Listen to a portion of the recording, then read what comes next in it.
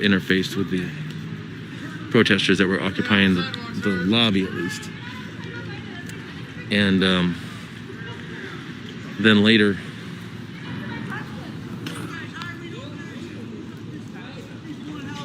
there were reports that there was going to be a response from law enforcement, and whether that was because of a request. One person said they were under the impression that the Red Line had been calling for a response all day and said it was not peaceful or safe. I'm not sure if that's the case. Again, we're just sort of reporting some of the differing viewpoints and conflicting information that we've had passed to us. But now we're into about,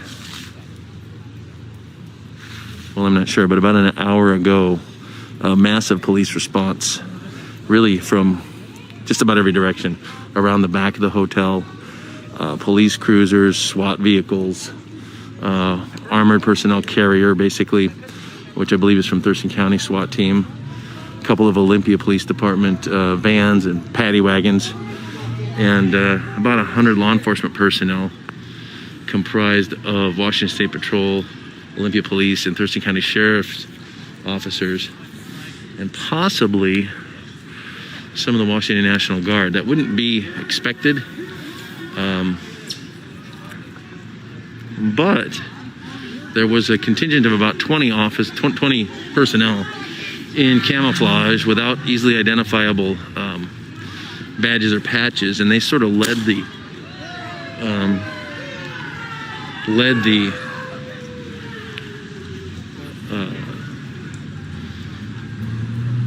incursion into the hotel by law enforcement. And since then, when they first entered the lobby, they arrested maybe half a dozen of the first folks they encountered in the lobby, and have continued what we assume is sort of going floor by floor, door by door. Not sure whether they're actually evicting the folks who were staying over unpaid, the hotel room occupants, or if they're just arresting the protesters themselves.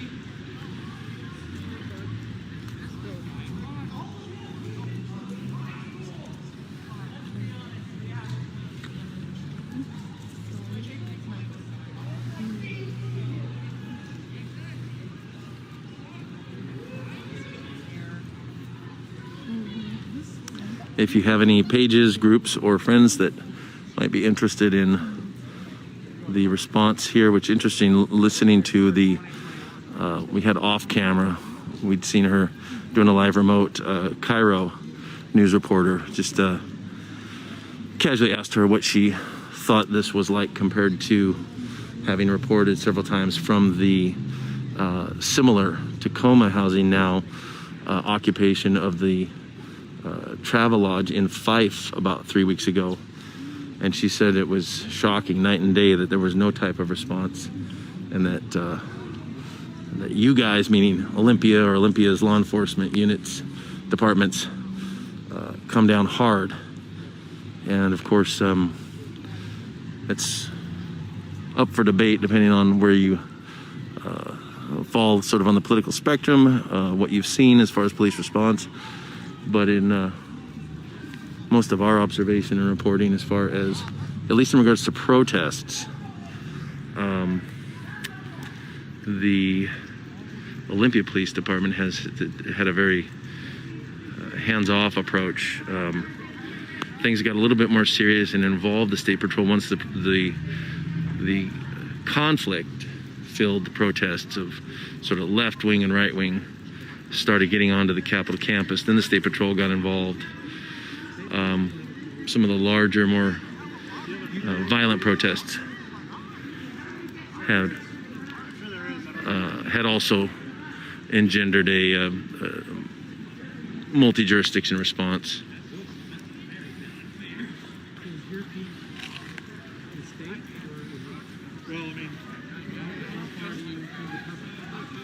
If it's pretty big, typically go up to Seattle. If I'm getting paid to be a photographer, I go over the state. I go to shoot. NHA finals last year in Moses Lake. And I'll definitely go into Vancouver if it's worth going to. I can't tell you much, but I can We haven't seen anybody else added to the arrest vehicle, but then we've sort of been off axis from where we could actually see folks. Initially, it was a lot easier because they were bringing people out onto the sidewalk, out into the street in a couple of cases, or folks sort of walked out expecting to walk away and then were immediately apprehended. So now we can't really see for sure how many arrestees there are, and well, they're in both Olympia, both of the vehicles where they're putting people are City of Olympia Police Department vans, a passenger van and a box van.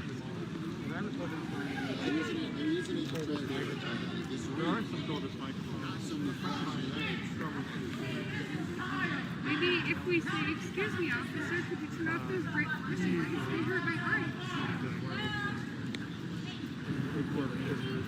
You are so nice and kind. I can't imagine why they would listen. You can even get some hard lines to transgender.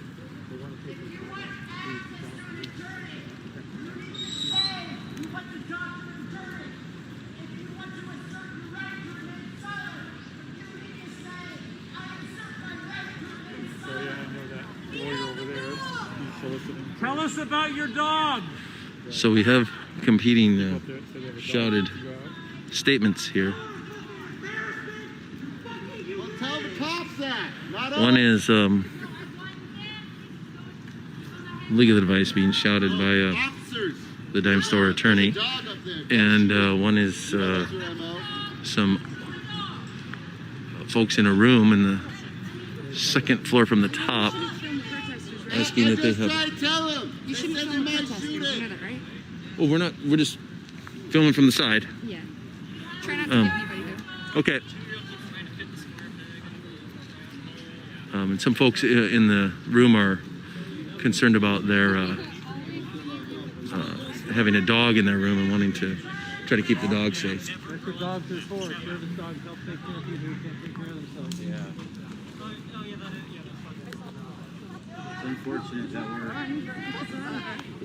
makes me sad. What? Just all this shit just makes me sad. Yeah, me too.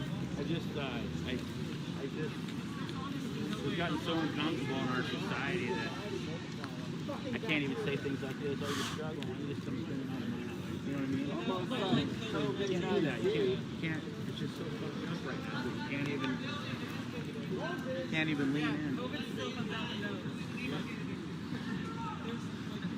The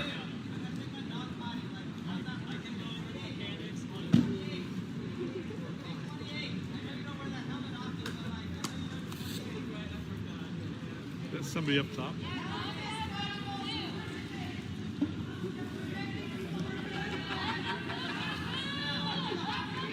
They're lucky to muster 20, 30 people in Olympia, unless they call in reinforcements from Vancouver or Portland or Seattle. So before I got off track, the Cairo news reporter that was, the Seattle news reporter that we were talking to just casually off camera, was surprised at the intensity of the response here in Olympia. And it was truly shocking to hear someone say that about Olympia, just because for the last 8-9 months, the overwhelming response that we've heard has been asking to allow for peaceful protests, but to do something to intervene against violence and vandalism. Now, we're not sure whether this protest involved any violence or vandalism. The initial reports indicated as such, that it was sort of an occupation by force, and that employees may either be in fear for their safety or actually were sheltering in place, was the phrase that we were told. If that were truly the case, I don't know that we would have seen such a delay on the part of the law enforcement response of about 6-7 hours. Well, no, 5 hours, I guess it was, from when they first came here and left, and when they came with this massive show of force. Typically, if they really thought there was life and limb at risk or violence occurring, we'd have a SWAT team here within minutes. Climate crisis people, whatever, the same people. Always showing up.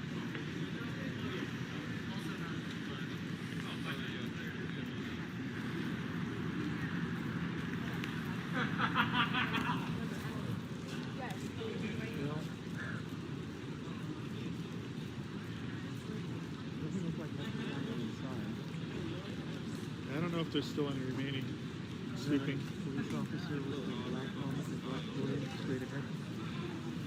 Inside the under the exit sign. Yeah. You know, they just yelled down and they don't care.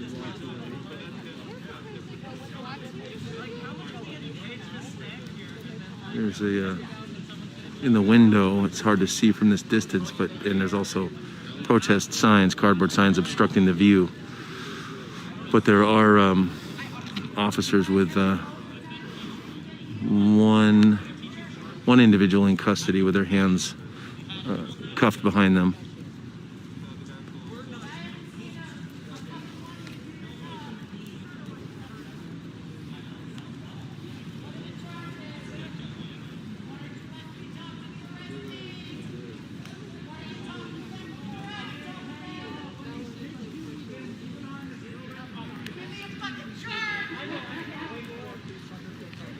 Emily.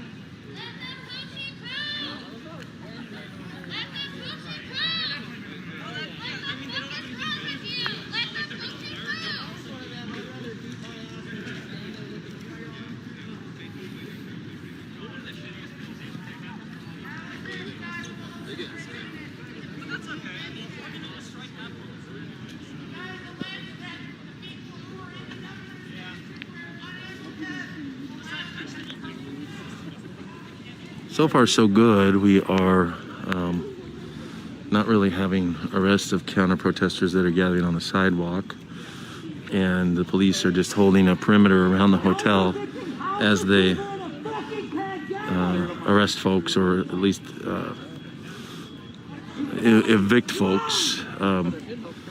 We've seen maybe half a dozen arrests, and it did look like a couple of officers were walking a woman who was clearly infirmed and had trouble walking on her own, who they may have been walking more to some other type of intervention of a motel voucher or a shelter or something. Not sure if she was homeless, but she was certainly Still here at the walking very gingerly and hotel. barely under her own power. Suite. There's still about 20 officers inside, well, at least 20, probably more like 30 officers inside the hotel, Place to keep outside. and not quite clear what they're doing. And we're All cops are bastards! but All cops are bastards! Joint Task Force All cops are bastards! Tactical and All cops are bastards! cleaning out unauthorized people inside. And there were a few arrests of organizers. Again, if you're new to the stream, please like, share, subscribe, invite friends to the group, share it to a group, share it to a page, share it to your friends. We just like to get as wide of a net to let folks know what's going on in their region, their city, or just in general with law enforcement and protesters. Video doesn't really lie. And so far, we've seen very little sort of action, or what some of the protest community calls getting spicy. What some of the protest community sometimes calls police violence. There just hasn't been any real interaction between the bystanders and the police. There have been about half a dozen arrests from folks inside the Red Lion Hotel in downtown Olympia. They had occupied, starting at about 11 or 12 this morning. And they actually apparently had been there last night, had purchased rooms for people. 33 was the number we were given. Not. I don't believe that's 33 individual rooms, but 33 people total. And how they group people in pairs or in units, I'm not quite sure, but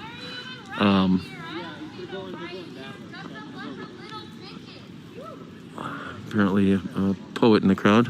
But we have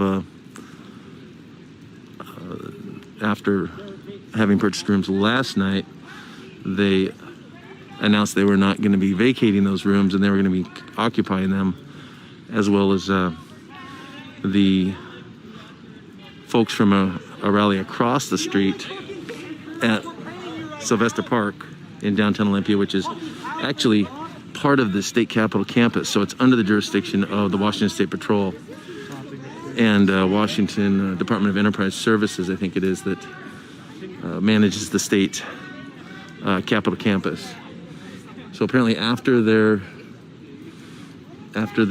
protest, they occupied the lobby and kind of took over the front desk, and there was a report of a knife being brandished. Not clear whether that materialized in anything as far as arrests, but the police at one point responded and then left, apparently without any arrests or intervention. That was somewhere around 12 or 1 today, and then has gone to the response you see now. 7:30. This kicked off about an hour and a half ago, so about 6 p.m. The massive show of force on the part of the police, with the Olympia Police Department, the Washington State Patrol, the Thurston County Sheriff's Office, all together, and about 20 officers or personnel dressed in camouflage, which we're not sure which jurisdiction they were from, or if they were possibly from the Washington National Guard, which still has, I believe, hundreds of units, soldiers stationed at the state capitol, with a fence around the perimeter of the state capitol. The group of 20 agents or personnel in camouflage, they were the first ones, from what we could see, to enter the hotel, so that seems doubtful that they were actually National Guard. That's just not their bailiwick. It's much more likely that that was a SWAT entry team that went in and first engaged with the occupiers.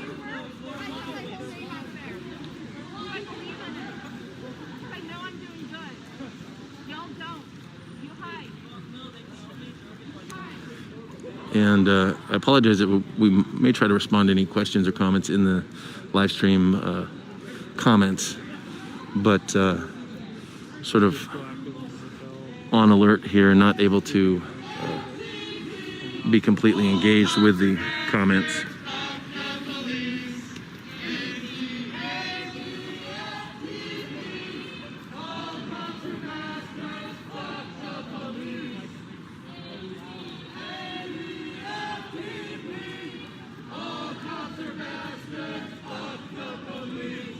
Someone's saying they thought they were U.S. Marshals. I can't really confirm or deny that. I would be surprised because, as far as I know, we've not had any presence of U.S. Marshals at events in Olympia, and we've not really seen justification for U.S. Marshals. Typically are involved in federal property or other law enforcement actions, but for a hotel, we more likely see city and county resources. So it is a bit of a surprise to see State Patrol here, but it's also a lot with some of the things that have occurred to have folks sharing and working in cooperative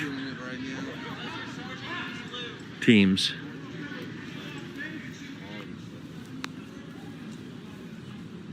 This is Olympia, Washington.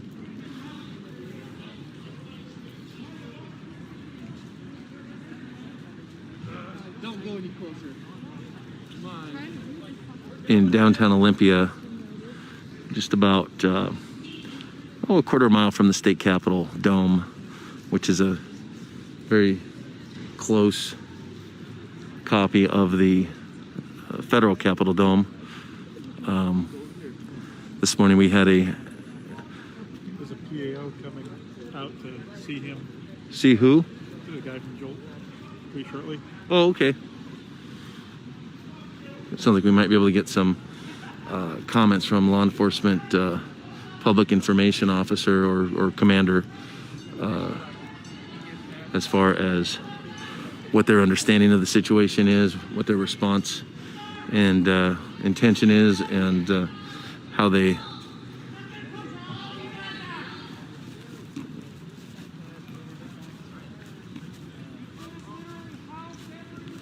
I was hoping to get closer to shoot a picture of that, but Yeah, you can't help me with that. no. Okay, thank you. Could I ask you a quick question? If it's any PIO that day, he has the contact number right there. It's Ole PD. Can you tell me what jurisdictions are here? State Patrol, Ole County. Nobody else? State Patrol, Ole, and what? Out to Olympia. Thurston County? Know everything. Okay, thank you. She said She says the State Patrol, Thurston County, and Ole PD. Our question was there was a team of about 20 that were the first ones to enter the hotel that were all in camo. One person wondered if they were U.S. Marshals, and I said I don't believe there'd be any reason. Pardon? Good guys in camo, not Yes, there was kind of a strike team that entered first, and I think those were just SWAT. But I can't confirm that. It used to be that if you talked that way to cops, they would put you in jail. Why don't you go tell them that? I wish my father was still alive. He was a cop. He said, I'd be cracking some heads right now.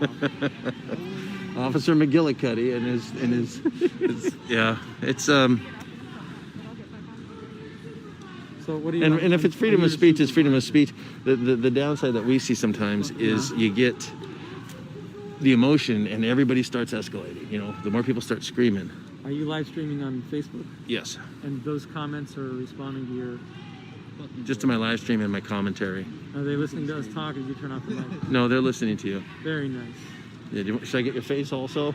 If you want, I don't have a problem with that. No, I think we'll keep it But focused I'm on the. not part of the... You're a news documenter, not a newsmaker.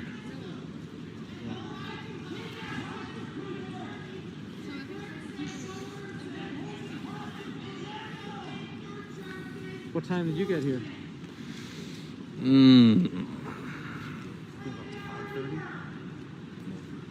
Wait, is he arrested? Somebody's arrested. I guess this started at 11 this morning. Yeah, the first vestiges of it. There he is. Here comes somebody. There's somebody being arrested Can you get pictures of that? I wish I had a better camera. with a zip cuffs on their hands. Yeah, so my understanding is that there was a housing advocacy or homeless rights protest going on in Sylvester Park behind us this morning, and as that got going, then they came over here and occupied the hotel, and they had actually rented rooms last night for 33 people, who then announced that they were not going to be leaving and that you can't force us out because of the moratorium on evictions, which is kind of emulating the MO of the Tacoma Housing Now protest at the Travelodge in Yeah, they were Fife, talking about that on TV. about 3 weeks Don't ago. tell him to fucking jump. I would love to see a cop jump out the window right now.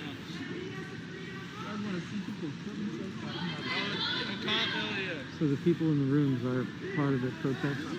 Well, no, that person was one of the force that we're curious about, because it's not easy to see their patches or shields, but they're all in camo. So they either have to be, you know, I'm assuming it's SWAT. Some of the people in the rooms are legitimate paying guests, and some of them are paying guests who are intending to stay here for many days. Right. They're sort of following the pattern of what the Tacoma Housing Now protest did in Fife at the Travelodge about 3 weeks ago. Those of you just joining us, this is in downtown Olympia at the state capitol, just about a quarter mile from the state capitol dome at the Red Lion Inn. We have a housing homeless rights protest in the state capitol campus park behind us called Sylvester Park, which is part of the state capitol campus. That took place this morning at 11 a.m. and in the course of that protest, some of the protesters moved across the street to the Red Lion Inn and occupied the lobby and the front desk, and said they were not going to vacate until some of their demands for homeless people in Olympia were met by the local city and county government. They released a press release with the demands and the purpose of the occupation. And there were conflicting reports. One said there was just sort of a peaceful occupation. Another said that when they first occupied, that there was a knife brandished and law enforcement responded. No clarity whether there was any arrests made at that point, but law enforcement responded at some point around noon and then left without any major response. There was also a report at that time, I think that prompted the law enforcement response earlier, that said employees didn't feel safe and were either not coming or going and were sheltering in place. Not clear on what the status of the other guests in the hotel, if guests were calling law enforcement or not, and whether they felt safe to come and go is unclear. There was a second report that said the Red Lion self-reported that they had been calling multiple times throughout the day requesting law enforcement intervention and removal of the occupiers. So at about 6 p.m., this interjurisdictional force came kind of swarming in, comprised of Thurston County Sheriff, what I believe is Thurston County SWAT team, Olympia Police Department, and Washington State Patrol. And they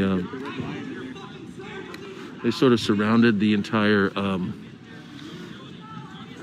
hotel from all sides, as well as in the back, the alleyway.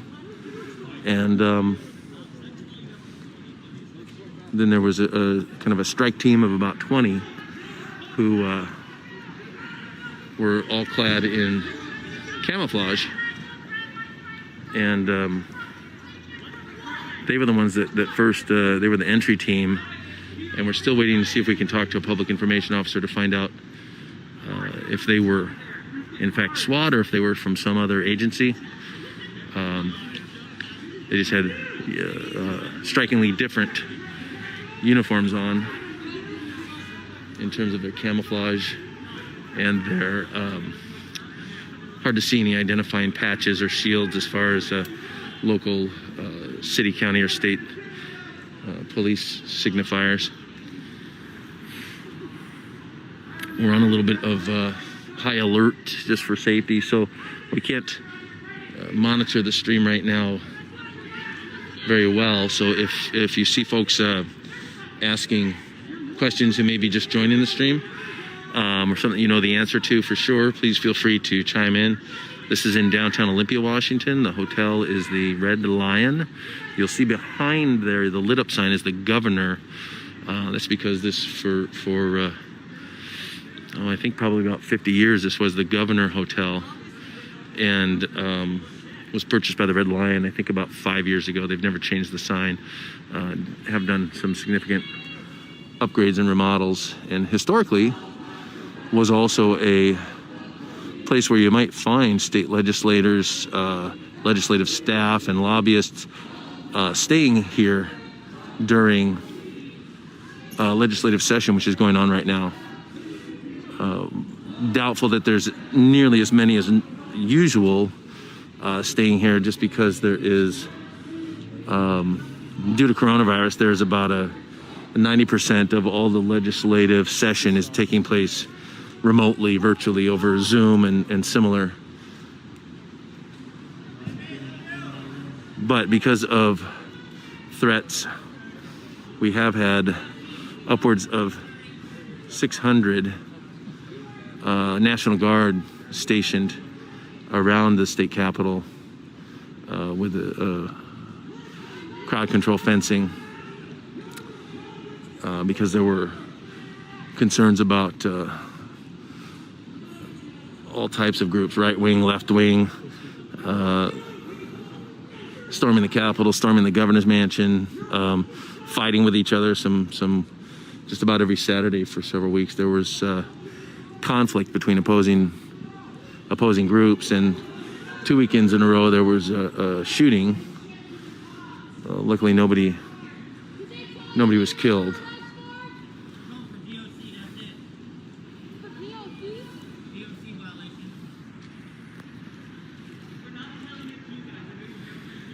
Does someone out here know your name so they can help you get out of jail? Okay. Can you see him? Not quite sure what's happening up in the hotel room. The flashing light up there is actually I'll tell her, I promise. I will. a, Gucci. It's Gertie. I believe, Hi. a SWAT I team love member. you. Either that or it was the room above, but Okay, I'll text her. we could see very plainly you can see someone sweeping the room. Okay, I will. Absolutely. A couple of officers or agents, He said, hey, baby. but the center room that's all black and has flashing light He's like the guy version of me. looks to be a law enforcement officer Call me Gertrude. making some kind of signal to who, we're not quite sure.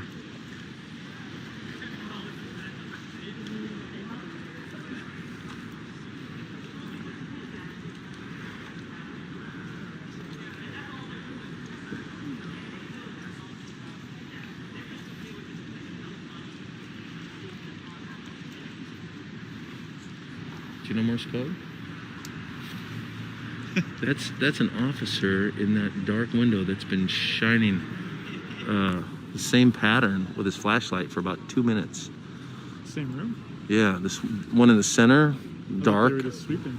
Well, that's what those two were, but this one was flashing the same pattern, and now looks to have vacated the room. Does anybody know who they took out?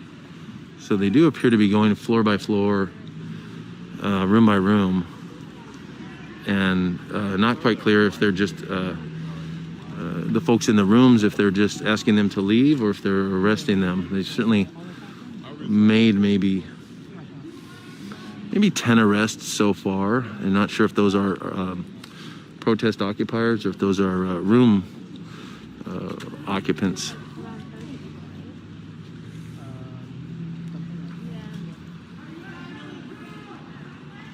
So they're not letting me back.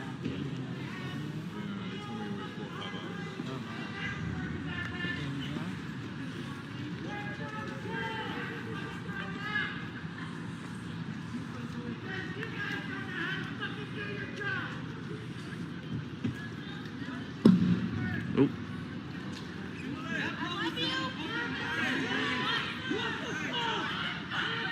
Kind of worried that some of them creeping around. They might go find my car or something.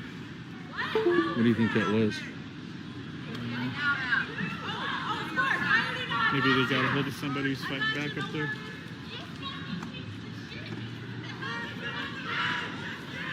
That was extremely loud. It had a big resonance, like a flashbang, or didn't sound like a round.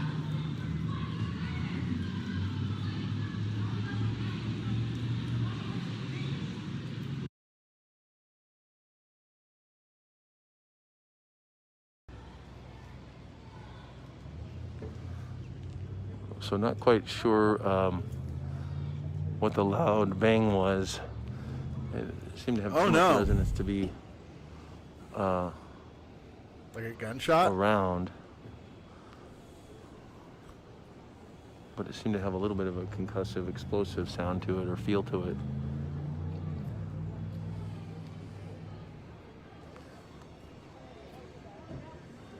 we got a fire alarm going.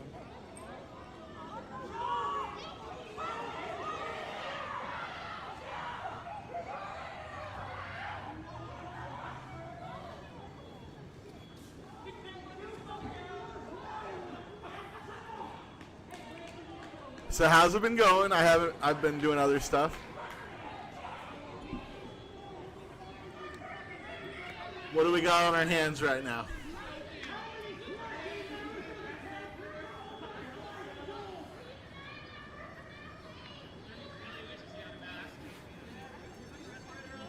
Not quite sure what that's a response to that percussive.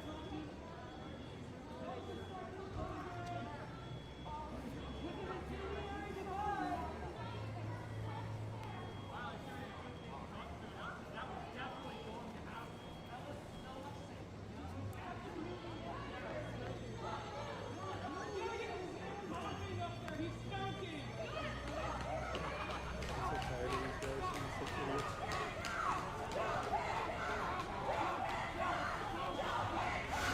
So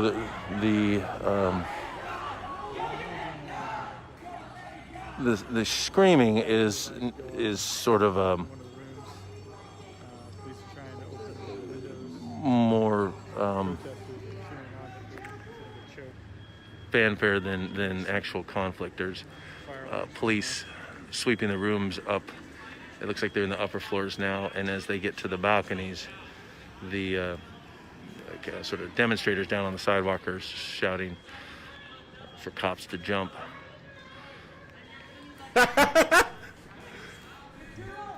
The people are peacefully asking for the cops to commit suicide. One of the protesters just made a good point. If you're all here, who's guarding the windows at City Hall? In our experience, that's not always been well guarded, but there are plenty of folks who monitor and unbelievable amount of cameras throughout downtown Olympia, believe it or not, almost like London. Don't always respond to violence and vandalism, but there are a slew of cameras throughout downtown Olympia.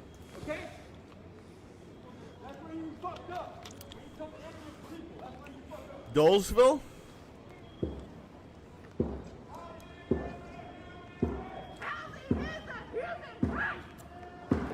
Alright, I gotta And pee. the drummer has shown up, who there's often a drum at many of the protests for Black Lives Matter, Antifa, different issues, and it sort of coalesces some of the protest chants and rhythm and marches.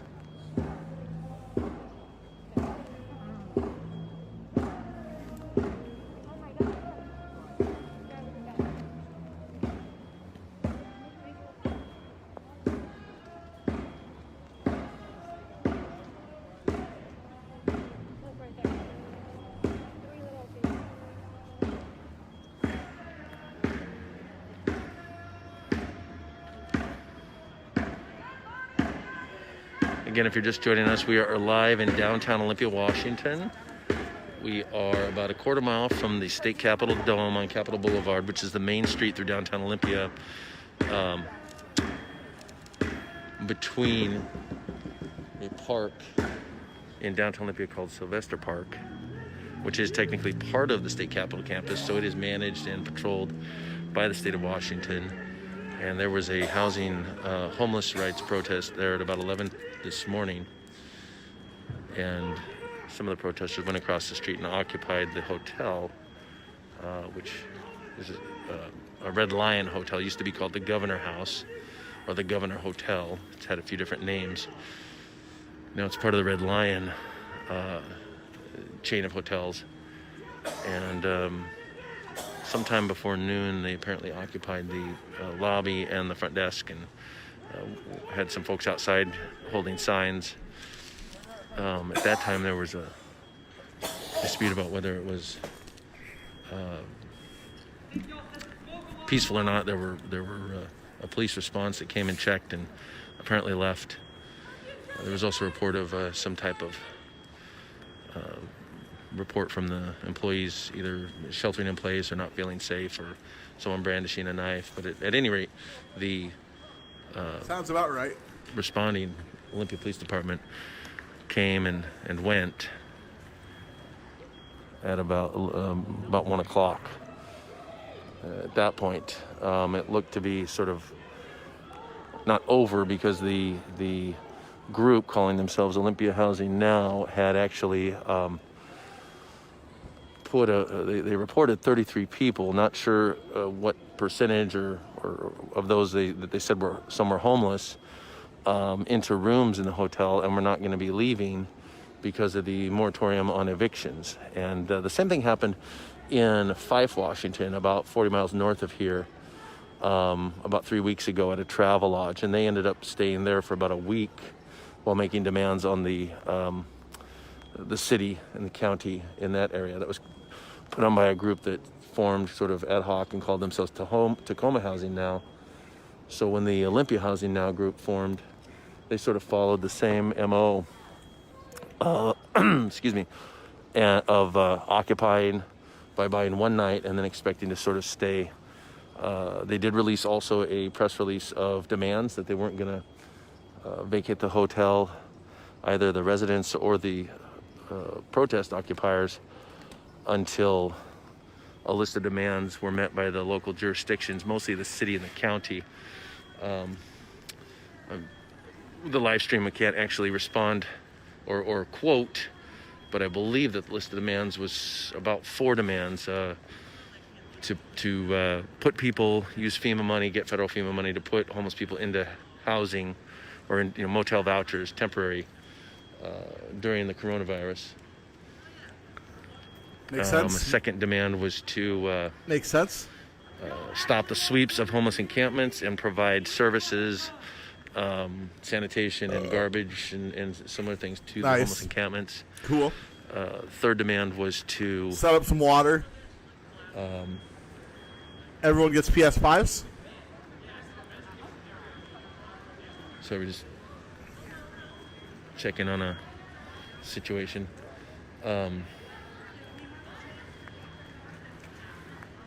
What was demand 3?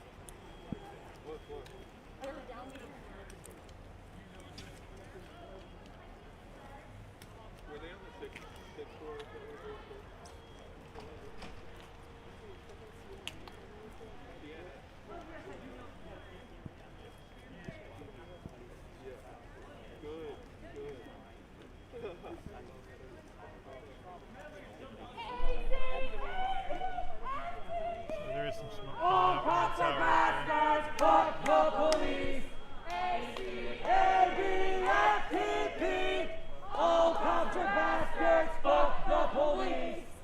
There was a loud sound earlier. It could have been incendiary. Wait, did they set a fire?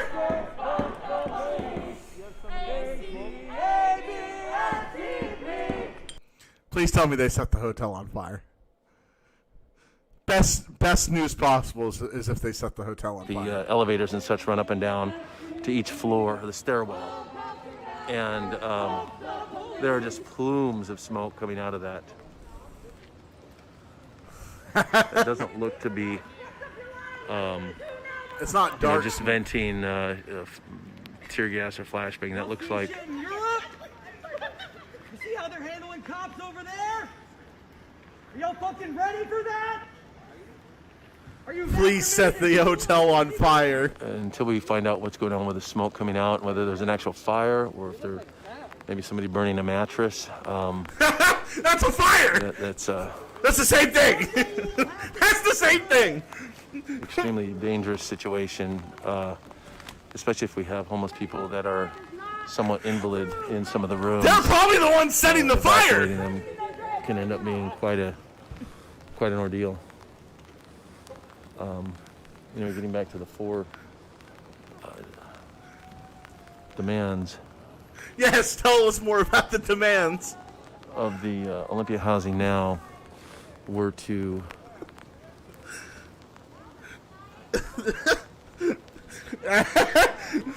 provide motel vouchers for people living out in encampments. Provide Fuck off. You're not gonna do dick. Come on over here. I would just buy you 3 times for fucking chicken shit. Oh, motel vouchers, okay, good. Staying on track now. and the sweeps was the second demand. Provide sanitation and garbage service and similar support services Right. to folks that are living in encampments. Electricity, And I believe Wi-Fi. the 4th demand was to increase impact fees for developments in downtown to raise money for Oh, social services that'll to be good. provide to the homeless community. We're getting quite a bit of rain. Somebody was shining a I'll be on in just a flashlight second. on the There's- smoke plume coming Give me out a of the second. tower. I'm gonna take a dab and Earlier, then I'll so it was be. a lot easier to see. That's I no probably longer gotta the brush case, my teeth. I got cheese. but it's definitely Shredded just cheese. billowing out. I don't know if you can see it from It's the billowing. dark. Hold on. We got people challenging the Cops? skirmish line of the Yes.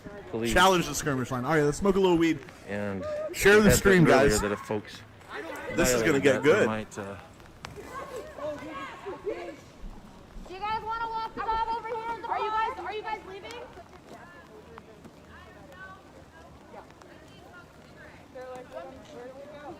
Thank you for respecting the property to smoke a cigarette outside. What a fucking concept! We're fucking normal people.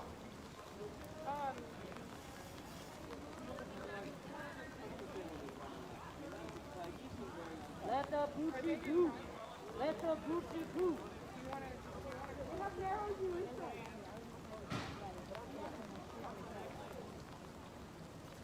it looks as if that plume of smoke has subsided. So maybe that was more bark than bite. Somebody might have lit a mattress on fire or other cushions or furniture that produce incredibly toxic smoke. But hopefully that's what it was in lieu of actual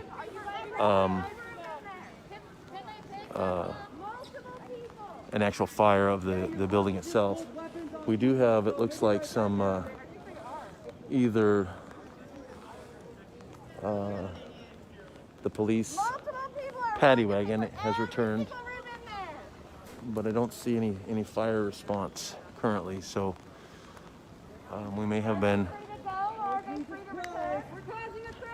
dodged a really bad situation if it in fact was some kind of smoke grenade, tear gas, something like that, trying to get somebody out of a room, or if somebody was burning a mattress rather than actually a fire in the building.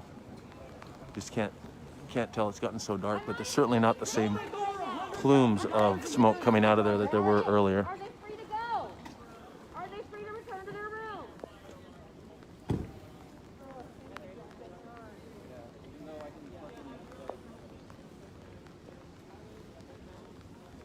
I mean, I'm all for hiring the disabled, but did we hire a bunch of mutes? And they ask louder! Are those people free to go? Are they free to go? You are holding civilians hostage. Are they free to go? Are you guys good? Okay. You are literally committing the crime that you are called You here have to for. us if you're leaving. We are escorting you safely. Alright, do not go down an alley. Do not let these fuckers fuck with you. You're our people and we got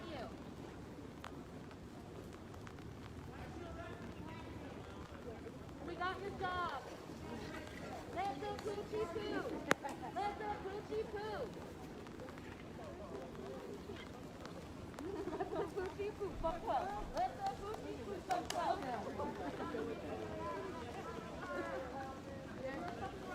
Put your mask on, dipshit. I already asked. Don't He smile at doesn't me. I care. don't know what the fuck is wrong with your brain that told you I want you to smile at me. Put your fucking mask on, bitch. Pull yours up, sir. Up on the nose. Like having your penis hanging out. Fix it. Oh, I'm sorry. Pardon me. It's okay. Don't want to get you. Yeah, thank you.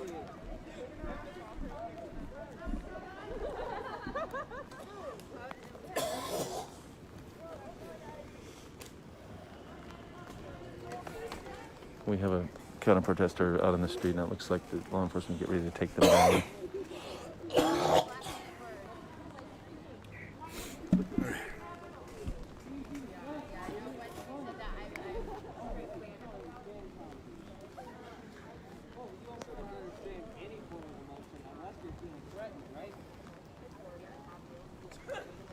That's their emotional bandwidth. Threatening and about to kill.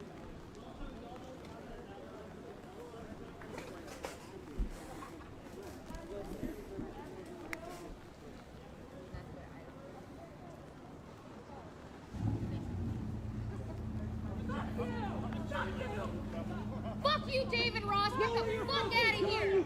I have a restraining order. You can't be within 500 feet of me. What?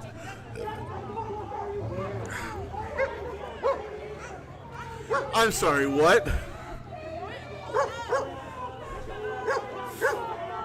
David Ross, go home. I have a restraining order. You can't be within 500 feet of me. Go away. Go away. People do not fucking consent to your fucking camera. Go away. I don't want to get you on camera. Go away. Go away. No consent. I don't want to get you on camera. No consent. He's got to get the clout. Oh wait, they're talking about this I guy. don't want to get you on camera. They're talking about this guy. Famous. Don't Thank make you me for get a your restraining coverage, order. David. I've been threatening it, but I'm gonna fucking do it. You need to Oh, leave. No, you said that you had You it. need to leave. No, you said you had And one. I'm filming a public news event. If you want to get You're off not camera, the news. you're not either. You're so not get out of my press. stream. I'm not filming for news. Get off of my stream. Who's got Wait. an umbrella for David Ross? I need Yes, an umbrella yes, for David yes, Ross. yes. I need an umbrella for David Ross. I need an umbrella for David Ross. You ain't ever lived a day in color. Check it out. You ain't She lied. She said she had a restraining order. She doesn't. For David Ross. I need an umbrella. Just filming an event. I need a restraining order against David Ross. You just lied. You just said you had one. You don't. He's such a fan. He has to talk about me for 45 minutes straight. Do you rewatch the footage and sap about it? Can you reach it? I mean, you've got a lot in the way, and it's very Absolutely. small. Just please don't touch me. When you think about me, do you touch yourself? For 45 minutes. God damn, that's a long monologue. I talk a lot of shit, but even I can't rant for 45 minutes. Oh, we're gonna watch you do it though. Impressive. I don't know. I think you can. Yeah. Yeah, there you go. It's really sad that What's sad? What's sad? is that when people are actually trying to stand up for other human rights, Uh-huh. that you BS people who do it. How am I BSing people? I mean, if you want to engage and discuss it, I want to hear your side. What am I doing wrong in your eyes? You slam bass Antifa. Well, I think if people are hurting people, that's like crossing a line. When they're here to protect the rights of the houseless, and like you hurt that person right there. No, I didn't. I haven't done anything to that person. Really, because that person feels differently. And if That person feels- is entitled to that. But if that person is that person's experience, then that means obviously you've done something to hurt that person, and you need to communicate to that person or ask that person why. And maybe that would better your relationship with this community. Oh dear. Oh shit! What did we miss? Actually, we have had a wonderful conversation, that person and I, on a night that there were like equal numbers of.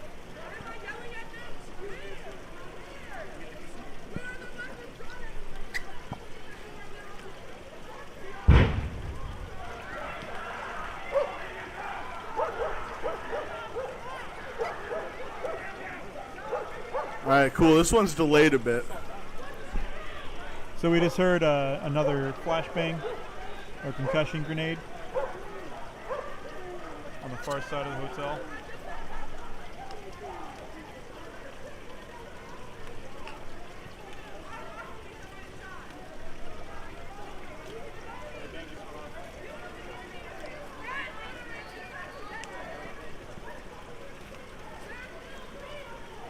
Fuck.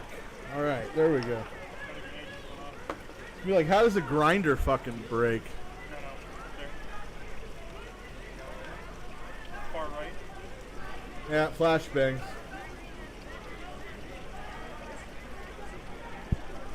What a night so far already.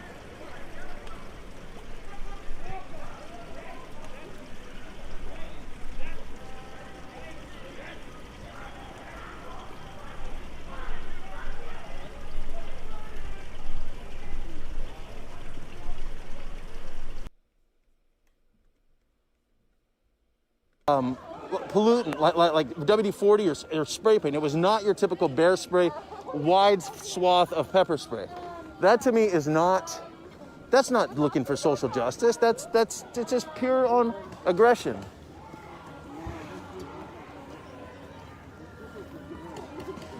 I gotta check. Pardon? I gotta check. I'm not sure what you mean. Sorry. When that shit's happening, I gotta take my role. Okay. Yeah, no one smash anything. We're just really happy to have a roof over their head. So things are getting a little bit testy here, a little bit scary. We've got some flashbangs going on inside the hotel. I've got somebody trying to dox me, and I'm kind of undoxable because I run around saying this is the David Ross Show. So if you want to fucking find me, I'm not that tough to find. A woman alleging harassment, and it's just insane.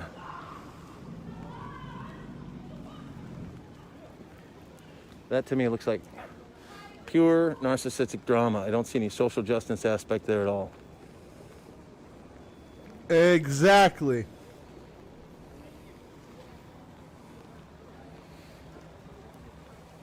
At least to my understanding, I think there's a little fight broke out within the crowd. That's my understanding. Was there ammunition or gunfire? I know they used pepper balls, I think. Okay, they were just trying to quell those people? The non-live round. But my assumption and my understanding is there was a fight happening in the crowd. Well, they're not the most ruly crowd, so I certainly... Stay safe, partner. He's running security for the news guys. Right, I could use a little bit of that as well. I had to pull back. I had some people bothering me. This is getting good. Having the barrier of it being inside, we get a nice little hostage situation. I mean, when people say you're harming people, that's I take that personally because that's an absolute lie. It's utter bullshit. And that woman spews utter bullshit constantly, throws throws like insults and attacks like crazy. candy in a parade. Yeah, throws crazy allegations. And expects him just to stick because she makes those allegations. Completely unfounded. Sounds like a woman.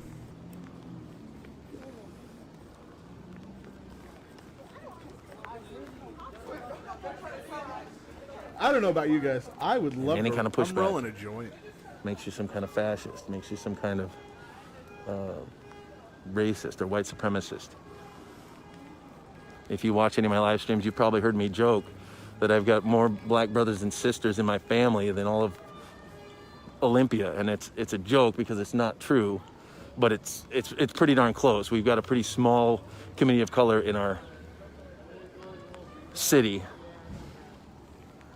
and I've got 3 black brothers and sisters from a house of 9 unwanted adopted kids of all different. I always say it's 4 white, 3 black, 2 Asian.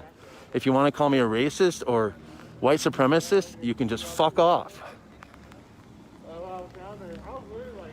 And if your way of advancing your political values or your political agenda is to try to hurt people or threaten them or use force, you can also fuck off. That's the definition of terrorism.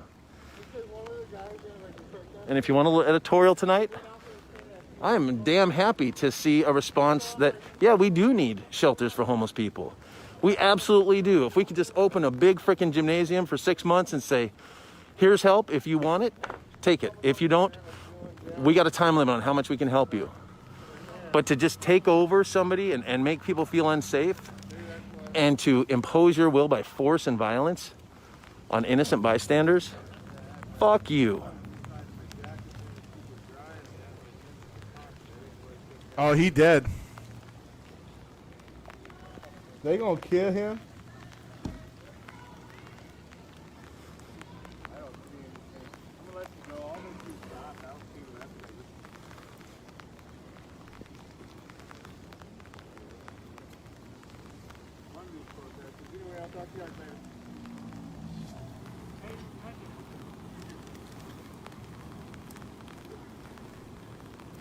It looks as if Olympia Fire is on their way, so I'm not sure what the nature of that skirmish was, or if there was a paintball round discharge. Hopefully there was nothing more more serious than that.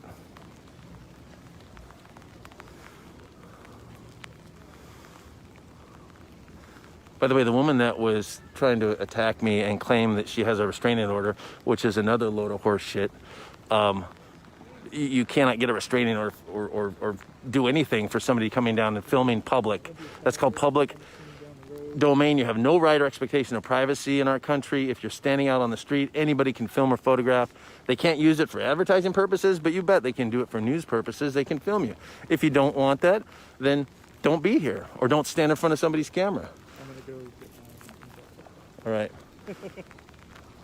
That woman claims to represent BIPOC community, Black, Indigenous people of color, and be some kind of civil rights activist, when in fact, she was the getaway driver for somebody threatening people at Trader Joe's with pepper spray. One of the gentlemen that I know was trying to get into Trader Joe's, and somebody literally was menacing and threatening people with pepper spray. That woman drove the getaway car. Nice. Was caught at the local mall. Cool. Capitol Mall, arrested, resisted arrest, and when they found her contents of her car as they arrested her, they found evidence that she was part of the utter destruction on the 4th of July of our city. The smashing of 13 massive window panes of downtown Olympia's City Hall, and a myriad of other, so many windows smashed at Starbucks that they just finally freaking closed up and left town. But somehow she's helping civil rights. Good, yeah. Kiss my ass.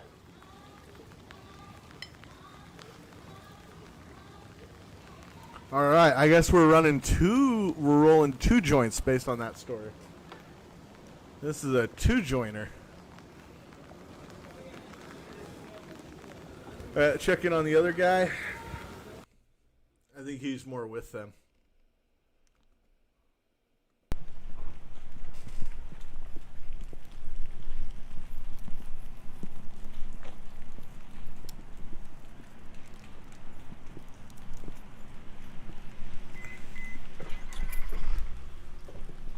Oh, is he leaving?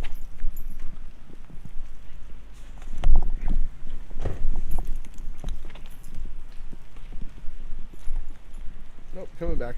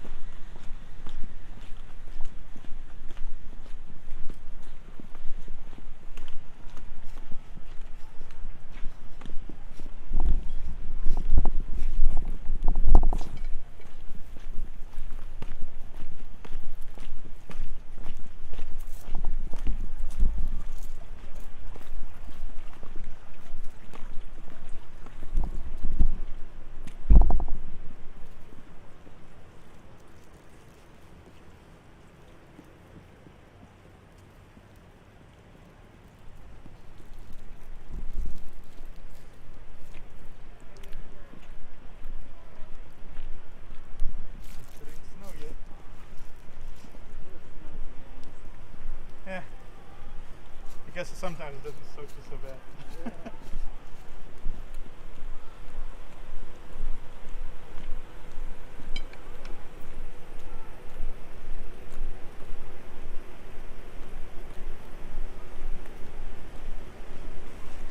Pop it off again.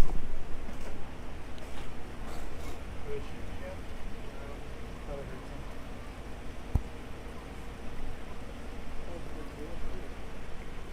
There's been a couple. I think that they threw in a distraction device of some kind upstairs for their clearing rooms. There was some smoke going off. And then down below there was a skirmish of some kind, I think, within the crowd. And they broke it up with some couple balls and stuff. But I think both of the explosive devices went off inside. They've been sweeping it from bottom to top, bringing people out every so often.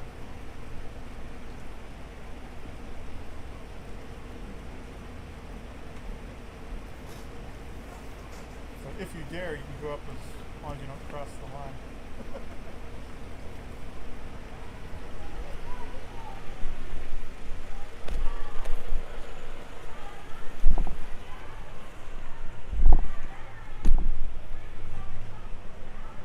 Hey guys,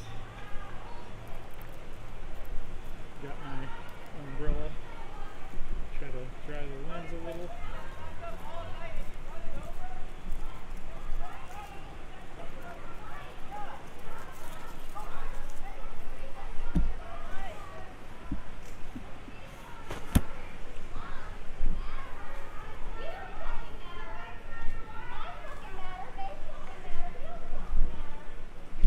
She's still going.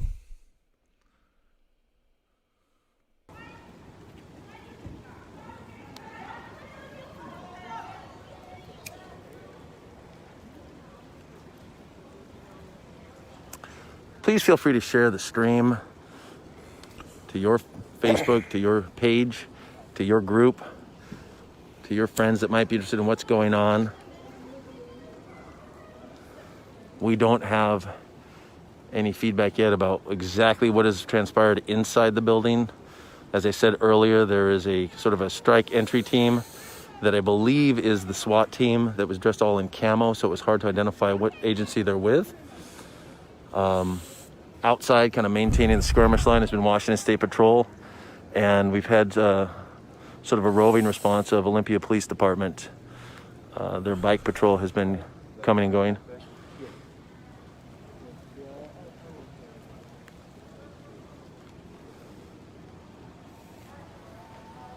That's not a housing project, sir. That's a Red Lion Hotel.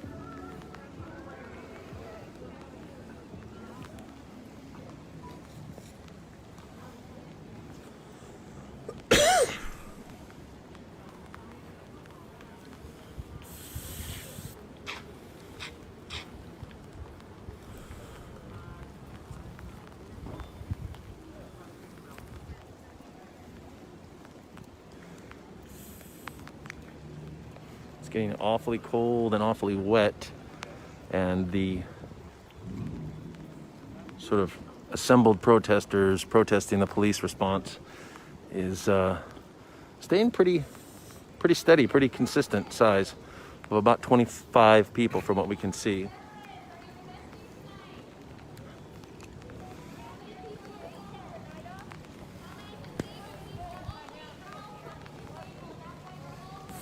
All 20 of them are sticking around.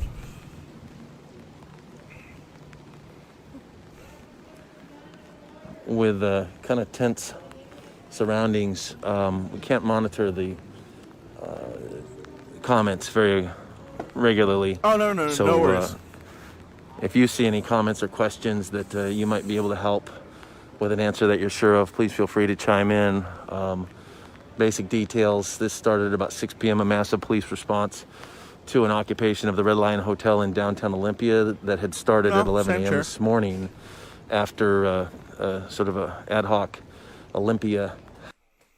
I just haven't really been grinding it in for, you got to realize that the last microphone I had before this one was the cause of most of it would amplify things really far away. It wasn't a very good podcasting microphone. But, no, if I rock it, it still squeaks. It's covered, obviously. They emulated the same exact MO about 3 weeks ago of the Tacoma Housing Now operation at the Travelodge in Fife, Washington, about 40 miles north of here. Unlike in Fife, where they occupied for at least a week. Wait. About 5 hours after their first response to this location, the Olympia police returned with coordinated forces from the Washington State Patrol. Dude, she doesn't live here. The SWAT team.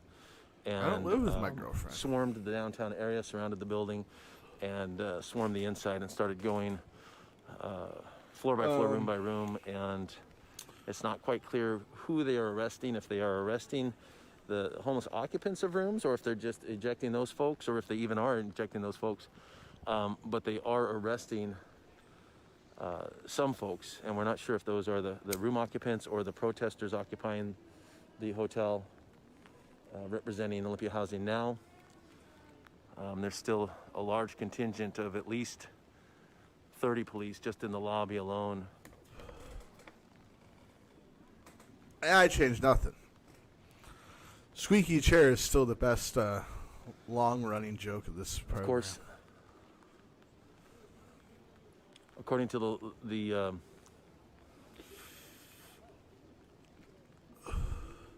Seattle News. Bro, could you imagine if my girlfriend actually lived here?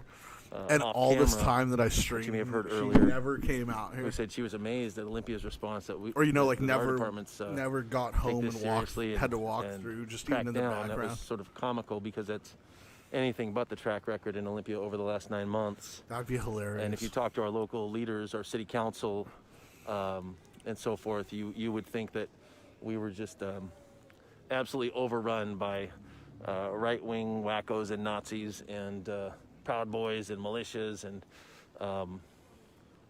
all kinds of vigilantes running amok. We've had some wingnuts because we're the state capitol, and they've had right-wingers and left-wingers clashing at the state capitol. We've had a couple of shootings. Luckily, no one was killed. But by far and away over the last 9 months, the violence that has occurred downtown has been completely unmitigated. It's destroyed businesses. It has run businesses out of town. It has left waiters and waitresses and hosts and hostesses without a job, without money. It's not the big fat cat businessman that you're hurting when you destroy a $2,000 plate glass window that they have no money to fix.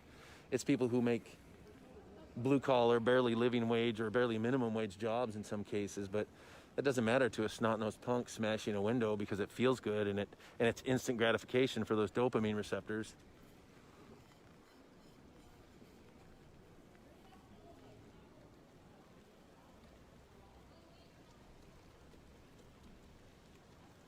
The smoke that was billowing out of the top vents of the tower has stopped, has completely subsided. So I'm going to assume that we were not seeing smoke from an actual fire, but from either somebody burning a mattress or cushions from a couch or chair, or some type of smoke grenade or something possibly deployed by law enforcement clearing rooms or clearing floors.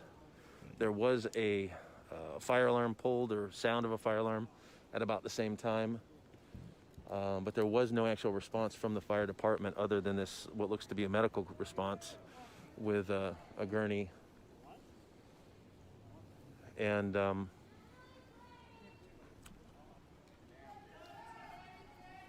I don't believe that the crew of medics or firefighters responding with the gurney, I don't believe they have left the building yet. Well, I take it back. There is another, basically part two, the same crew of firefighters of about a dozen. Oh, hold on. And a gurney. Oh, look at this nug. Entering the building. That is a nice old nug. I caught you on camera. Fine, can you mute it? What was that? I checked mine. There's a lot of cars over there, though. Some of them are like Portland zip cars. Oh, great. There's a van full of people over there, a white van. Okay.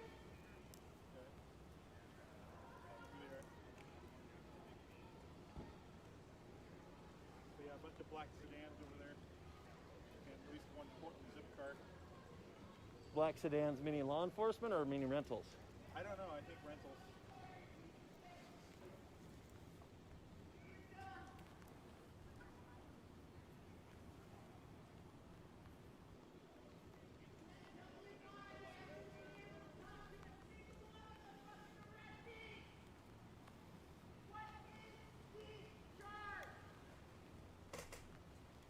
They are now talking about how the cops will eventually be arrested.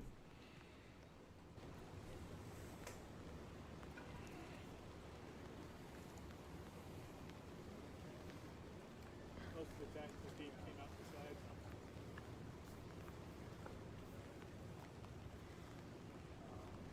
It's not clear whether we're actually going to be able to talk to a public information officer on site. I think they gave a number to call someone, but I don't know if they have someone on site who can give us a brief synopsis of what's transpired inside, numbers of folks and conditions of people, both medically, criminally, and of course the employees and other Glazer, guests. yeah, they do like And glass what their, work what and their stuff. intervention was. Make a lot if of they were money. Leaving the guests who were bought rooms by Olympia Housing now, if they're leaving them in place, if they're arresting them, if they're simply asking them to leave. That's all sort of conjecture at this point. I don't know, Fire Captain. Double mask doesn't really seem to be that great. I was looking at the quad mask. If you have anyone that would be interested in knowing what's going on in the Northwest as far as protests, please feel free to share, like, Hey, subscribe, all that stop stuff. Joseph Coney. You're right. Helps us get the word out.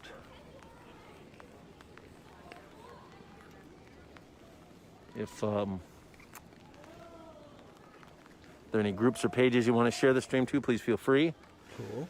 And most importantly, because we're kind of on alert, and can't necessarily monitor the chat and the comments. If there's so, do you?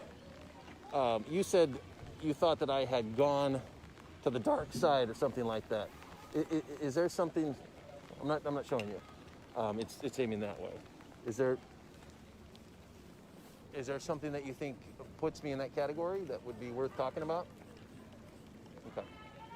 Well, stay safe tonight. I was trying to engage a woman who was sort of acting as a bit of an advocate for the woman that was trying to block my camera or make allegations or threaten. And the gal came up with a umbrella and tried to help block the camera, but then engaged in a little bit of dialogue.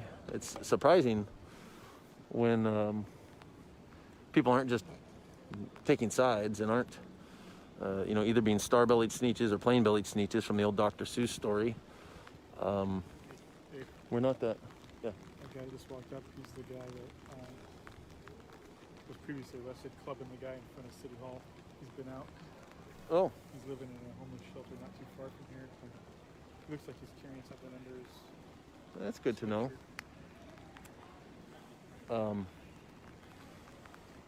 Pedophile. Pardon? The pedophile. Yeah.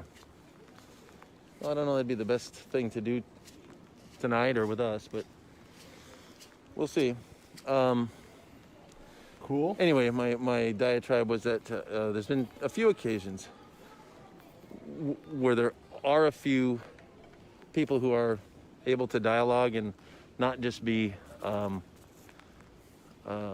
opposing sides and opposing teams and diametrically opposed, that everything about you is evil and everything about me is golden. I've been at protests that turned into riots, that turned back into protests, that turned into arguments, that turned into discussions and debates. Usually that's occurred when the sort of sides, if you will, were even or equally balanced. Kind of a, I don't know, a weird version of mutually assured destruction. This is a little bit different in that there's sort of one side and then there's a police. And there are those of us that are live streaming. There are people here from the Seattle news media, but for some reason showing the event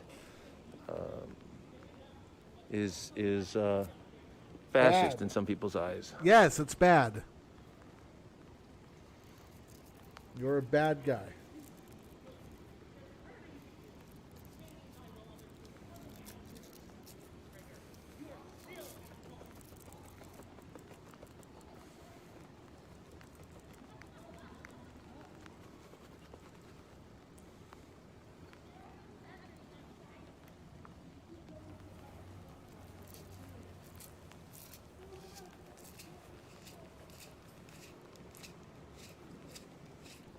Yeah, he's definitely got a DOC on him, so he fucks up, he's going to jail. He looked like he had something under his sweatshirt. Well, I haven't seen a whole lot of evidence of people who get arrested deterred from coming back, and I mean, with zero consequences. There's been a few people that I've seen jump right back in because they've not even, you know. I know he's homeless. I've seen him over by Salvation Army. If someone's committed 2 assaults and 8 months later still has yet to have any kind of slap on the wrist. Some of that is attributable to coronavirus and clogging of the prosecution of the courts, and some of it is clearly volitional on the part of local prosecutors. I've been struggling to keep my sister out of being homeless here. Right now I've got her, she's in a telecare facility, but she was in one of the church shelters down here. I think that's Salazar from Seattle. What's her name? Probably her security.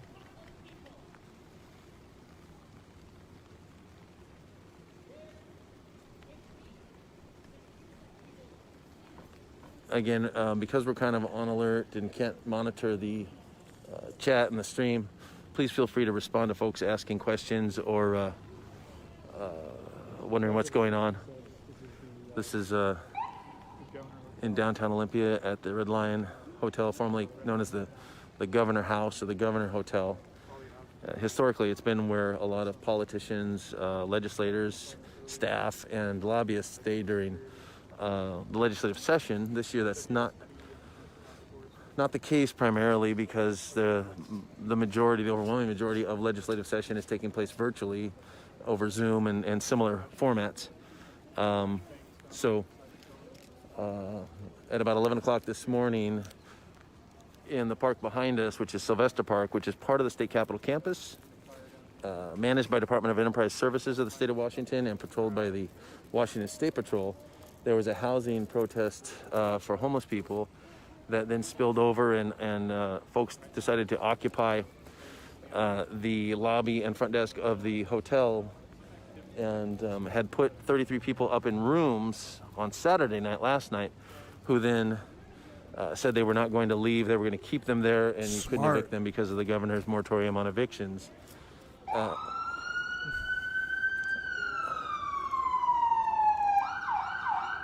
Unless a series of demands were made. I believe the 4 demands were getting federal FEMA money to spend on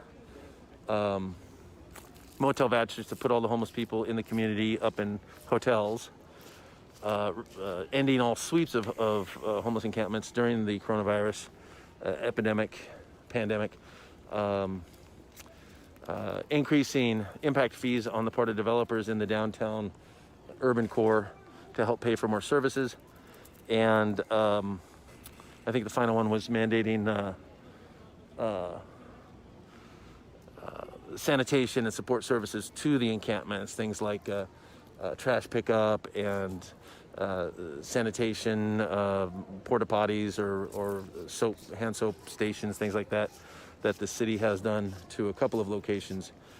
Laundry, I think, might have also been one of the Damn requests. it, I'm the baby's daddy. And that was those requests or demands were to the city and the county, because some of those go across different boundaries. In any case, when they stormed I don't want to say stormed, inflammatory, but when they occupied the lobby and the front desk of the Red Line, the initial report said that there may have been a knife brandished. Law enforcement responded. They apparently left and under the impression that things were there was going to be no intervention, at least. There were initial reports that the staff was possibly not able to leave or not able to enter, not sure, and were sheltering in place. We're not sure about the status of the other hotel guests, whether that was the case for them as well. Yes, but in any case, the police responded at about 1 p.m. and then left without really any intervention. We're not sure if there was anything that came out of the reported brandishing of a knife or if anybody was arrested. We didn't get a report of any. And then things seemed to be calm until about 6 p.m. The massive show of force of about 100 officers comprising Olympia Police Department, Thurston County Sheriff's Office, and the Washington State Patrol all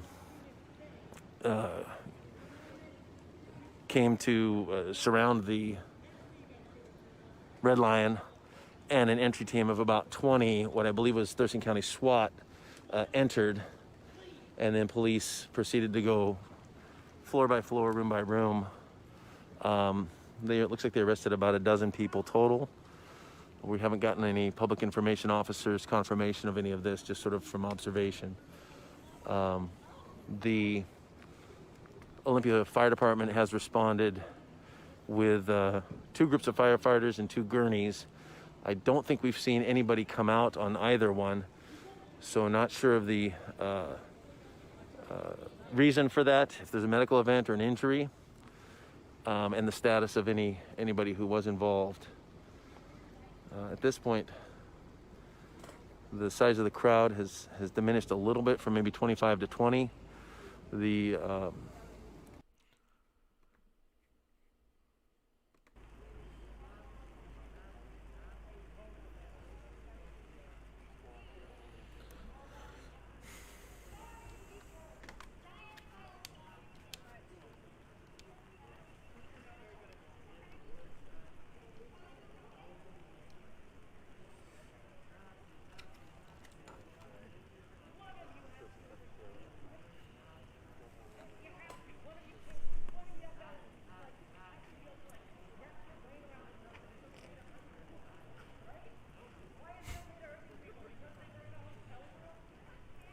This is kind of getting boring, though. I miss the smoke and the violence.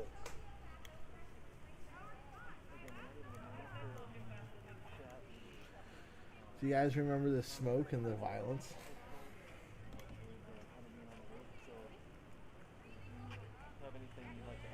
Like, I feel like 30 minutes ago this was way more entertaining. We got a couple young people going in to help, I guess, their grandmother that's there.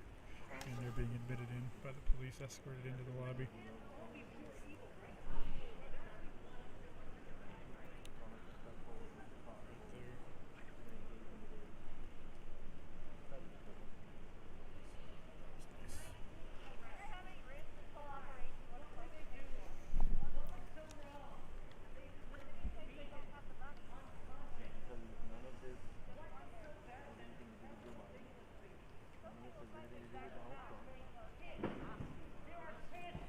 go.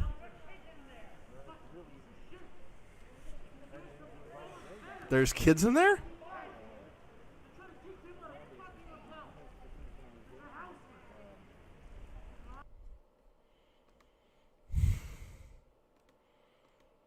Was our county's homeless outreach case manager for about 5 of those, working with homeless, mentally ill, substance abusing individuals, helping to get them benefits and housing, helping to get them out of the criminal justice system and into support services.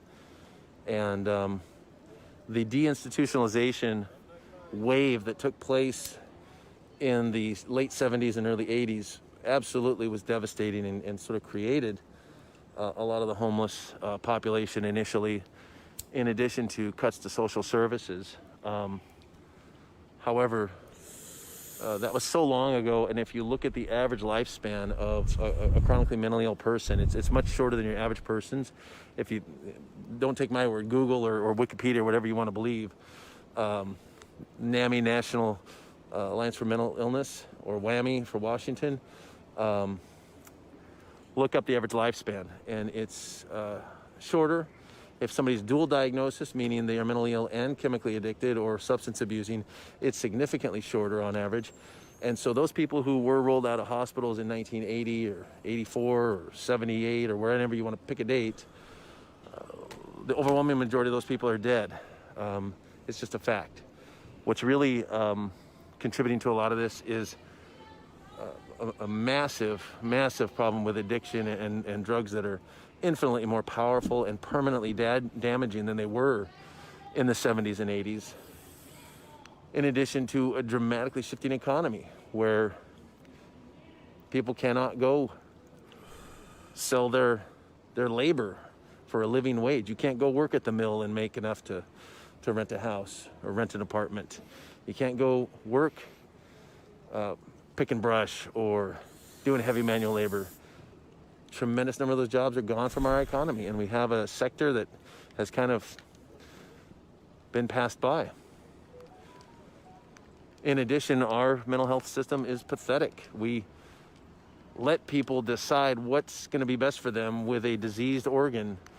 If your brain is psychotic, the last thing you should be doing is deciding your best course of action while you're psychotic. And we call that civil rights in our society and kind of pat ourselves on the back for it. In my experience, it's pathetic. It's anything but compassionate. It's anything but honoring someone's humanity or civil rights. And anytime you divorce somebody's rights and privileges and responsibilities from the consequences of those actions, you set your whole system up for trouble. And if we allow people to make their own decisions, and even if those decisions are crazy, but then we let them off the hook for the consequences of those decisions, it's for disaster. We've seen some efforts in recent years to sort of throw the book at people or involuntary detention. Unfortunately, that is necessary in some cases, but unfortunately there just are not enough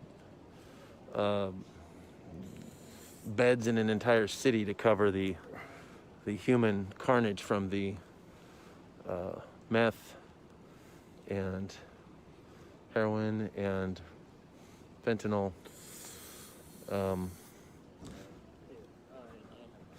epidemic. And if you listen to so-called advocates and allies who say we need just more money, more money, more money, more services, more services, more services, it's one of the most ignorant and privileged perspectives that you can come up with. Yeah, we do need more places to live. If somebody gets $730 a month for Social Security because they're schizophrenic, where are they going to live? Where are they going to rent that and pay utilities and get groceries? Tough luck. We have thousands of people in that predicament who simply cannot go rent an apartment because of credit, because of low income, because of not being able to afford something on what their disability with their mental illness allows them. On the other hand, thinking that just having more services and more mental health workers like what I used to do, that they're somehow going to come down and talk to somebody and do crisis intervention with someone that has permanently fried their brain with meth, so that they're experiencing permanent psychosis that's even sometimes resistant to antipsychotics that would work on a schizophrenic. But when it's organic brain damage, it's drug-induced, might even be resistant. That person, there's no miracle cure, there's no miracle counselor, there's no miracle pharmacological intervention. You're not going to swoop in and unscrew that person's top of their head and pour in a reasonable, rational brain. How much do you think this guy wants methamphetamine again in his life? Just listening to him talk, I'm just thinking about his years of drug addiction and like what he must have learned in rehab.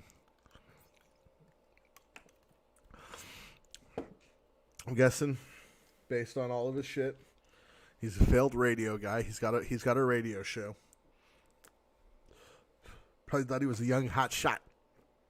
Probably got himself a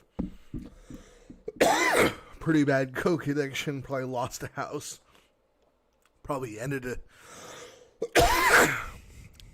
marriage. Probably doesn't see his oldest son very much. One of those. He's remarried now and like kind of a good dad. Still like a fucking lingering for that hit. But I can hear he does.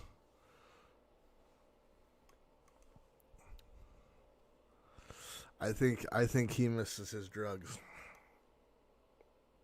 And illegal. But yet we put people with a lot less functional capacity than my child under, let them live in the forest, let them live in a ravine, let them live under a bridge. And that's just fine. And they might only have half the functional capacity, ability to survive than my child would. But for some reason, because they're over 18, for some reason, because they're an adult, leaving them there to fend for their survival and their well-being against their addictions or mental illnesses or both, call that compassion. That's a crock in my estimation, in my experience.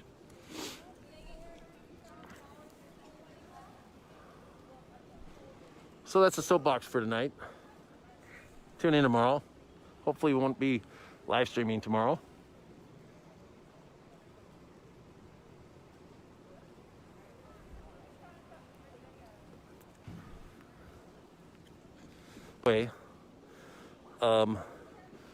I would love your money. I would love tons of money. I could use it. But if you can spare any money, go look up the Olympia Union Gospel Mission and send them a big fat check. They do good work. Send the Salvation Army a big fat check. They do good work. Called it. Former druggie. Even if it's not the Olympian Union Gospel Mission, if it's the Union Gospel Mission and you're watching from... Called it from a mile away. Or if it's the Salvation Army global or nationwide. Fucking called it.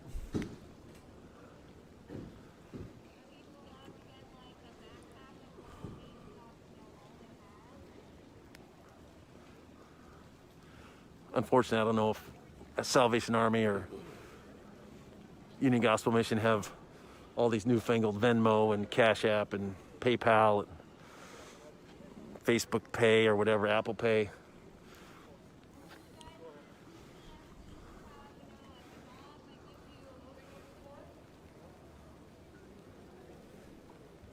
But give to a shelter that's actually doing good work. Knew it.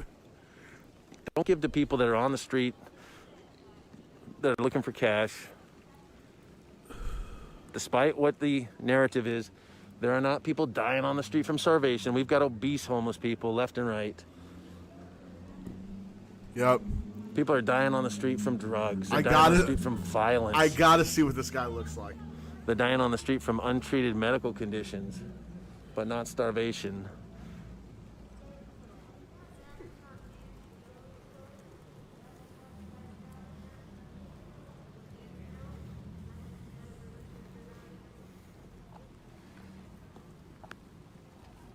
Do you guys happen to know who the camo officers are? Is that SWAT? There's the guys that were in camo suits. I saw some in green, not camo. Oh, okay. So, and there's a mix of Thurston County, WSP, and Early PD here. And those are the only jurisdictions to your knowledge? That's all I've been told about, but we were called and said, hey, get here, this is what you're going to be doing, and we weren't given all the information. Gotcha. Thank you.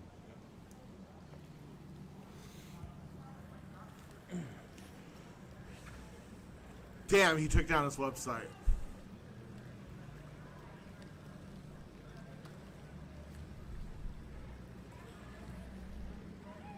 Again, if you're just joining us, we're in downtown Olympia, Washington at the Red Lion Hotel that had been occupied by a group calling themselves Olympia Housing Now.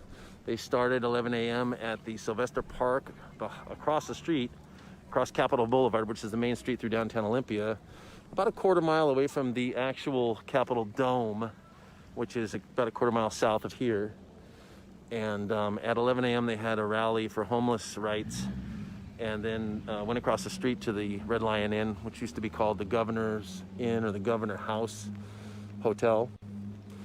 Occupied the lobby, occupied the front desk. There were reports of a knife brandish. Got him. Reports staff had sheltered in place. Not sure whether they could come and go freely or guests could come and go freely, so Olympia police responded. And apparently upon checking at about 1 p.m. they left. Not sure whether they did any kind of intervention as far as arrests or whether the knife report was valid, but things were sort of quiet, at least appeared to be quiet. We've had a report that Red Lion was requesting police response all throughout the day. That took place at about 6 p.m.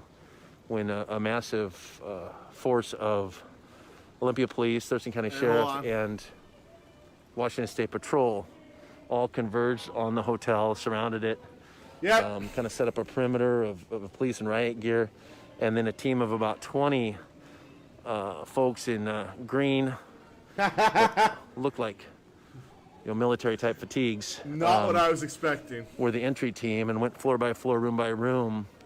We've not gotten a report from the public information source with the police whether it looked like about a dozen people were arrested and whether they were the protesters, whether they were the room occupants or both.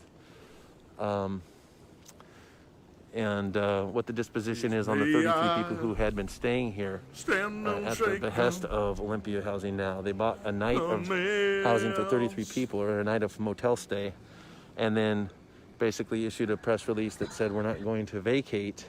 So you need to have an open flame in front the hotel until a series of demands are met.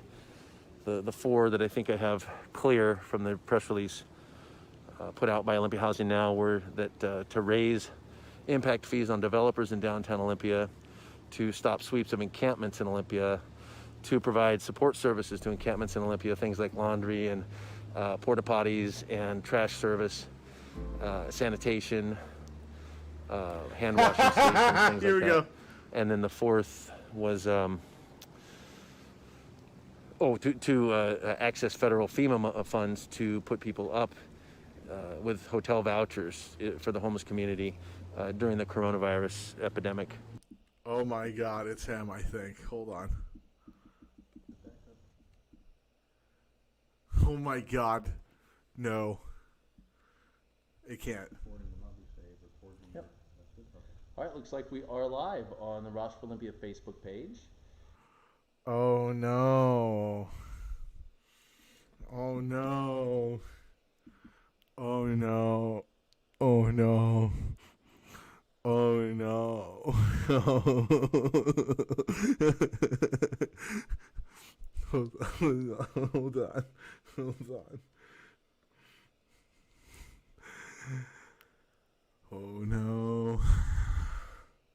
Oh no. Oh my God. Oh my God. Oh no. Oh no.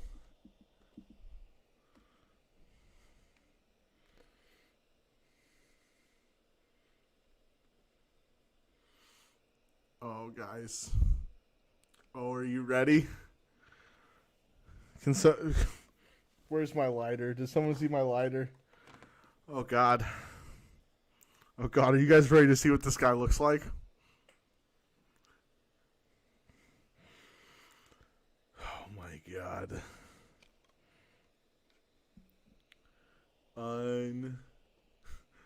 Unbelievable. Wait, you need to... Wait, hold on. I gotta start it over. Oh, God. Oh, God.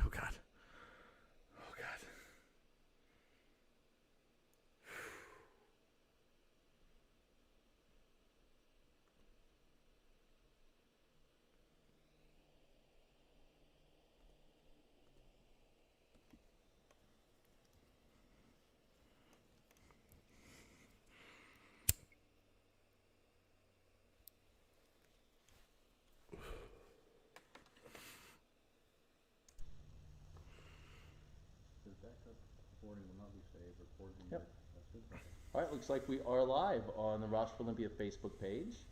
If you are just tuning in, or if you're watching this after the live broadcast, thank you very much.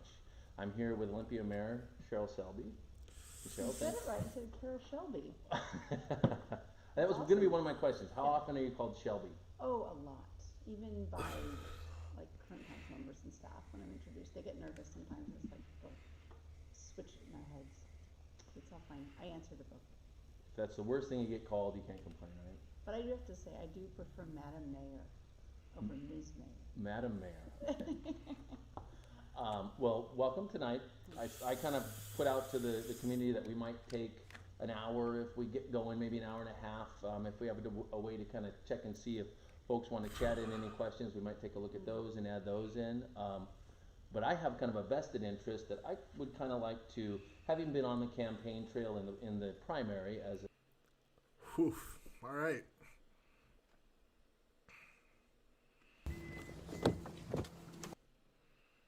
Oh! It's over.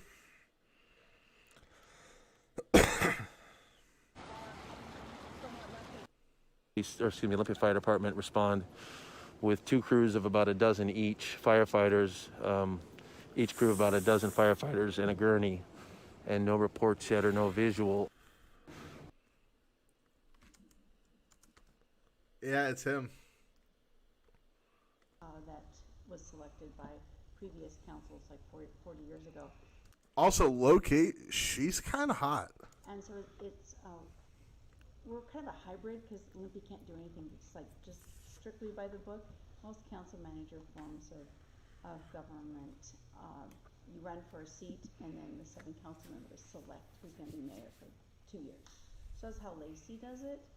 And Olympia decided back in the early 90s that they wanted the mayor's position to be directly elected. And so since the 90s, position 1 is now the mayor's position. So that is a 4-year term, and it comes with mostly meeting management responsibilities. You do meet weekly with the executive team to set the council agendas going forward. Oh, Jesus, she's got man hands. Look at her hands. Now let's go back. Let's check these paws out. Jesus, look at those hands. I bet she plays a mean piano.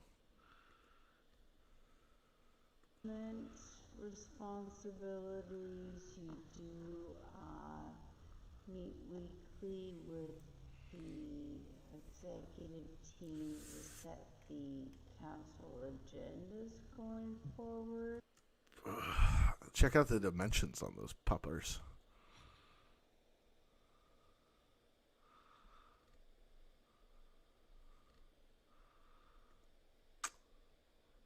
I mean, like, yeah, it's still very, very hot for an old lady. She's kept it together very well. This is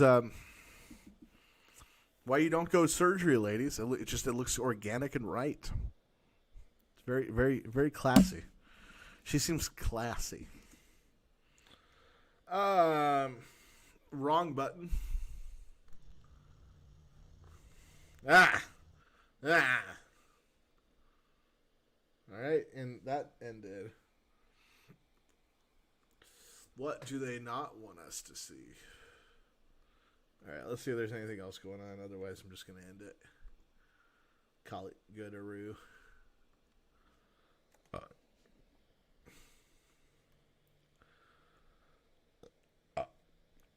Yeah.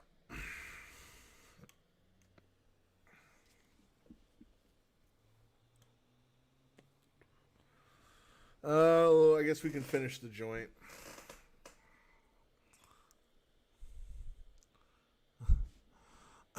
Oh, shit. Hold on. YouTube fans, this is Mark Lane, the Mega Man X4 Iris fan here, and I want to say thank you so much to 1,268 subscribers. You guys are awesome and supportive and everything else. And thank you again to 1,268 subscribers, everybody.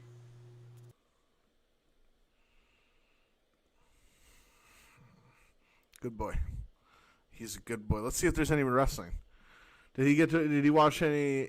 He sure did. Do you think he watched the Royal Rumble with me?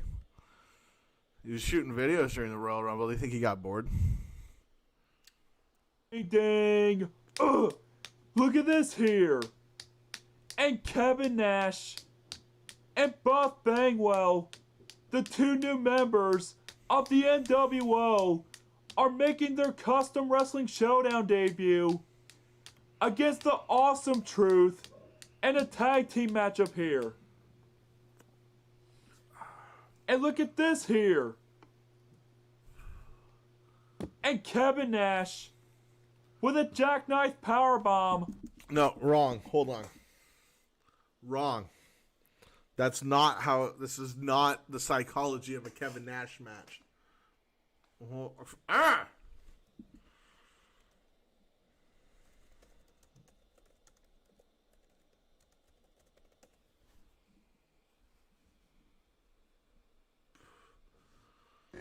Ramsey Montreal. In timeline history of WWE 1997, Jim Cornette tells a story of how he was training Glenn Jacobs to be the fake Diesel. He watched 5 or 6 of your matches so he could take notes on your idiosyncrasies.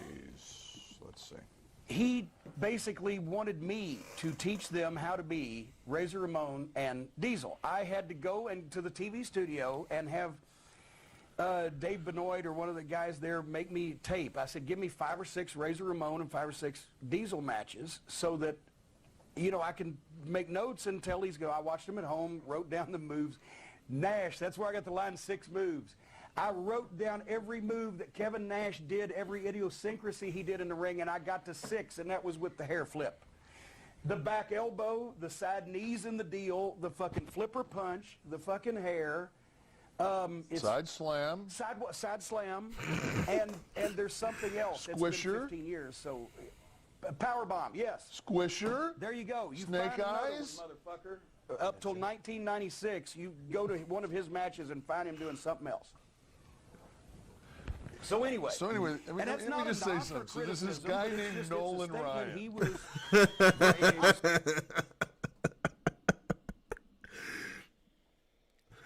Oh, fuck.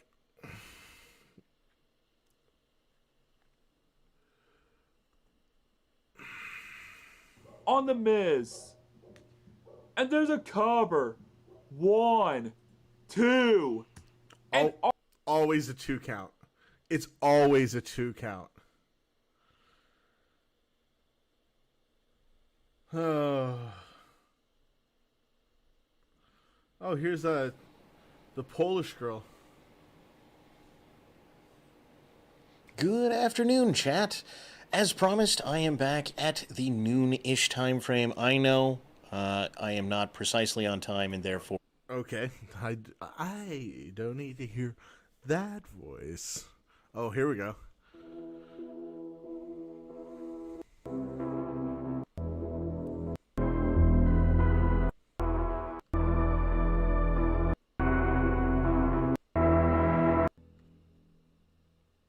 Nice, Precious.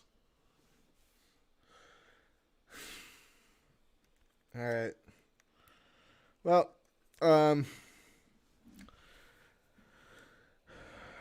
what do you guys want? Do you guys, if anyone, I'm gonna leave the stream on for like 2 minutes. Let a credit roll. If anyone wants some video games, we might do that in a little bit. Good night, John. I think, I don't know, weirdo. But we might do some video games here in a bit. I don't know. We'll figure it out.